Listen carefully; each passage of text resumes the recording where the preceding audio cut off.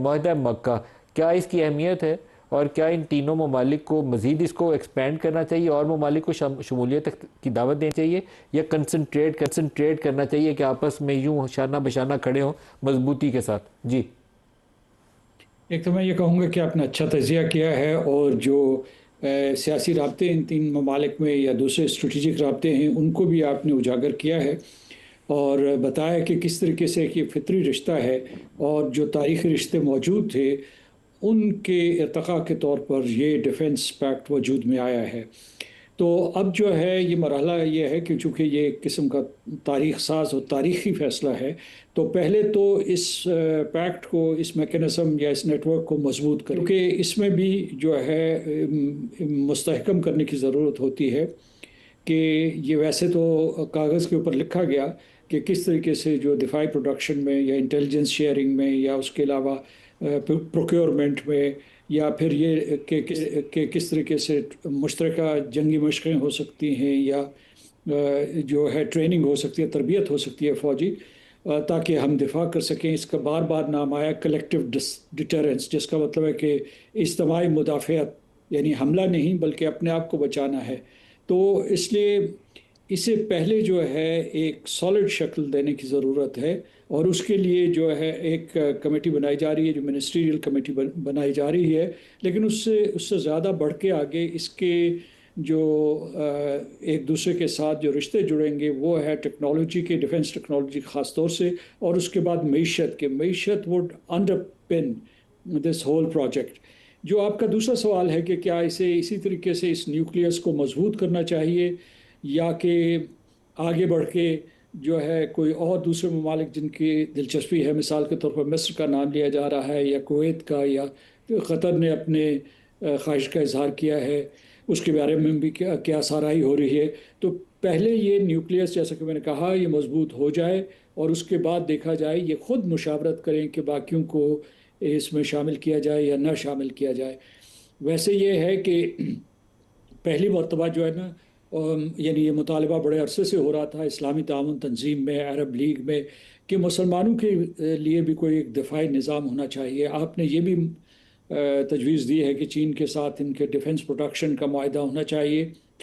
اس میں اگر میں ان کی توانائیوں کی بات کروں تو میں یہ کہوں گا کہ پاکستان کی ڈیفنس پروڈکشن کا آپ نے ذکر کیا، ان کی بھی ترکی کی جو ہے ڈیفنس انڈسٹری بہت مضبوط ہے، اور وہ کوورٹس بناتے ہیں۔ اس کے علاوہ یہ پاکستان کے ساتھ بھی ان کا اشتراک اس سلسلے میں چل رہا ہے، ڈرونز کے سلسلے میں۔ اور ان کی اگر انفرادی طور پر قوتیں دیکھی جائیں تو اس کی ترکی جو ہے وہ نہ صرف نیٹو کا جو ہے ایک ممبر ہے، بلکہ اس کی جو سیکنڈ لارجسٹ آرمڈ فورسز ہیں وہ ترکی کے ہیں، یعنی امریکہ کے بعد وہاں نیٹو میں۔ اس کے بعد پاکستان ایک جوہری قوت ہے، اور اس کے جو انڈسٹریل بیس ہے وہ خاصی ارتقاء پذیر ہے۔ اس کے علاوہ سعودی عرب کے پاس آئل ہے، they are also custodians of the holy places. تو اجتماعی طور پر یہ جب جمع ہوتے ہیں تو آپ یہ دیکھتے ہیں کہ ان کی جو مجموعی قومی آمدنی بنتی ہے وہ 3.5 ٹریلین کے قریب بنتی ہے، اور وہ کسی بھی بلاک کی اگر صف میں آپ انہیں کھڑا کریں گے یا ملکوں کی صف میں، تو یہ 7ویں بڑی جی ڈی پی ہو جائے گی۔ میں نامنل جی ڈی پی کی بات کر رہا ہوں، اور جو اس کے جو ہے یہ اگر فرض کیجئے کہ اس کو 3 سے یا 4 سے ضرب دیجئے، اگر آپ پرچیسنگ پاور پیرٹی میں ان کی دیکھنا چاہتے ہیں، اس میں پاکستان کا بھی ایک اہم مقام ہے۔ یعنی پاکستان باقی نامنل جی ڈی پی میں تو پیچھے ہوگا، لیکن اس میں ان ممالک کے قریب قریب ہوگا، سعودی عرب اور ترکی کے۔ پھر دوسرے جو ہے جو آپ نے افواج کا ذکر کیا، تو اس میں میں یہ بتاؤں کہ ان کی افواج جو اس میں نہ صرف جو ان کے ایکٹیو فورسز ہیں، بلکہ اس میں جو ہے ریزروز اور پیراملٹری فورسز کو اگر آپ شامل کریں تو یہ تقریباً جو ہے 2.2 ملین کے قریب ان کی تعداد بنتی ہے۔ اور پھر جو ہے ان کی آبادی اگر آپ دیکھیں تو وہ بھی تقریباً 400 ملین کے قریب بنتی ہے۔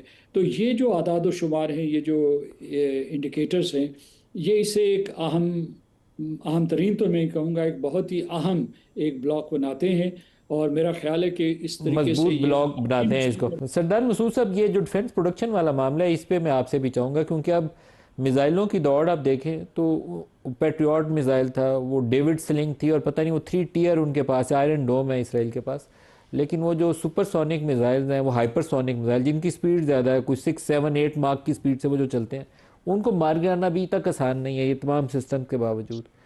تو یہ والی صلاحیتیں ہمارے پاس ہیں, ان کو ایڈوانس بنانا ہے. آپ کو چین کی تعاون چاہیے اور سعودی سرمایہ چاہیے, اور اس میں بینیفٹ تینوں ممالک کریں گے. اس کے لیے اسٹریٹجائز کرنا پڑے گا. یہ جو معاہدہ مکہ ہے اس کی بنیاد یہ ہے کہ اس ایگریمنٹ لکھا گیا ہے, لیکن اگلے 10 سالوں میں اس کے اوپر ایکسٹینسو کام کرنے کی ضرورت ہے. مسعود صاحب. صحیح کہا آپ نے. مطلب جو چین اور پاکستان کے درمیان اس قسم کا تعاون پہلے سے موجود ہے اور اس کی باقاعدہ فاؤنڈیشن ہے. یعنی نہ صرف جو ٹریڈیشنل کنونشنل ویپنز ہیں بلکہ جو سائبر سپیس میں جو ہمارے ایک دوسرے کے ساتھ تعاون ہو سکتا ہے, لوائٹرنگ میونیشنز کے سلسلے میں ہو سکتا ہے, کیونکہ اس نے بھی وار فیئر کو چینج کر دیا ہے. اور پھر آپ نے کہا تھا ڈرون ٹیکنالوجی. ڈرون کا یہ ہوتا ہے کہ سستا ڈرون جو ہے ایک بہت بڑے ملٹری بیس کو نقصان پہنچا سکتا ہے یا اور جو ہے اہداف کو نقصان پہنچا سکتا ہے. تو اس کی وجہ سے جو ہے ان کی قدر و قیمت بڑھ گئی ہے. ابھی ہم نے دیکھا کہ یہ قسم کی ایران کی اور امریکہ کی اے سیمیٹرک وار تھی. یا پچھلے سال مارکہ حق میں جو ہم نے اثاثے استعمال کیے ان میں ڈرونز اور سائبر وار فیئر کا بہت بڑا رول تھا. تو اس میں ہمارے پاس استعداد موجود ہے. اور ترکی بھی جو ترقی پذیر ممالک ہیں یا جو ان کی ایمرجنگ مڈل پاورز ہیں اس میں کسی سے پیچھے نہیں ہے, بلکہ وہ سپلائر بھی ہے. It's a seller of defence products. تو ایک تو یہ چیز ہے. دوسرے میں یہ آپ سے یہ عرض کرنا چاہتا ہوں کہ جو یہ ان تین ممالک نے یہ معاہدہ کیا ہے یہ اس بات کو ظاہر کرتا ہے کہ جو نیا عالمی نظام تھا یا نیو ورلڈ آرڈر تھا اس کا شیرازہ اس طریقے سے بکھرا ہے. اور اس کا ثبوت یہ ملا ہے کہ اقوام متحدہ نے ایران اور امریکہ کے درمیان جنگ میں یا ایران اور امریکہ اور اسرائیل کے درمیان جنگ میں کوئی رول نہیں ادا کیا. وہ ایک مہمان اداکار کے طور پر رہا. اور اس وجہ سے جو ہے لوگ جو ہے اس سے نیچے آ کے اپنے دفاع کے لیے خود انتظام کر رہے ہیں. دفاع کے لیے بھی خود انتظام کر رہے ہیں اور ثالثی اور سفارتکاری کے لیے بھی خود انتظام کر رہے ہیں. تو ایک تو یہ اس کا ہے کہ ایک نیا نظام ابھر رہا ہے جہاں لوگ خود اپنی حفاظت کر رہے ہیں. دوسرا یہ ہے کہ اس معاہدے کی تقریباً سب لوگوں نے تعریف کی ہے. 3 جگہوں پہ جو ہے اس کی مخالفت ہوئی ہے.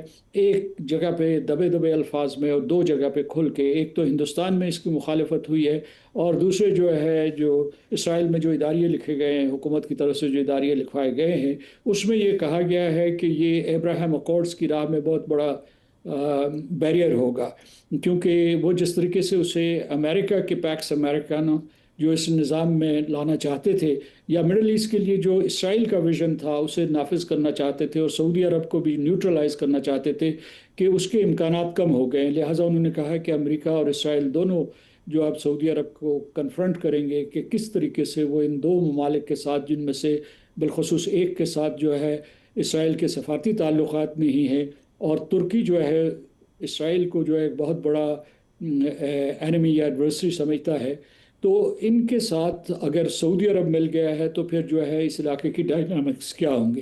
میں اس لیے یہ کہہ رہا ہوں کہ اس میں ایک تو ہمیں تکنیکی سطح پہ تیاری کی ضرورت ہے کہ جو ہم نے کہا ہے وہ کر دکھائیں, کیونکہ اس میں جو انٹر انسٹیٹیوشنل کلیبوریشن ڈیولپ کرنے میں خاصا وقت لگتا ہے اور خاصی صلاحیت چاہیے. دوسرا یہ ہے کہ اس کی جو ڈپلومیسی ہے یا جو اس کی اسٹریٹجی ہے اسے مینیج کرنے کے لیے بھی وی ول ہیو ٹو بی نیمبل فوٹڈ.